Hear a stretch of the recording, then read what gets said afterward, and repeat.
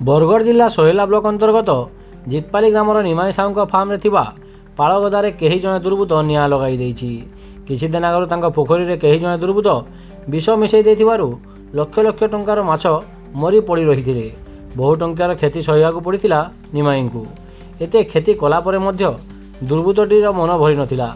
छतु चाष करने उद्देश्य रखि 30 ट्रैक्टर पाड़ को वही फार्म ने रखी से समय होते छतु चाष करते विधिर विधान थिला अलगा। रविवार रात्रि प्राय 1:30 समय कहीं जड़े दुर्बृत्त पाड़गदारे निआं लगाई सीसीटीवी कैमेरा रे कैद होईछि। रातिरे दमकल बाहिनी घटनास्थल को पहुंची निआं को आयत्त करथिले पुणी क्षति सहवाक पड़ा। एने निमाई पुलिस प्रशासन को एक लिखित अभियोग कले। पुलिस मध्य पहुंची घटना तदंत आरंभ करिछि।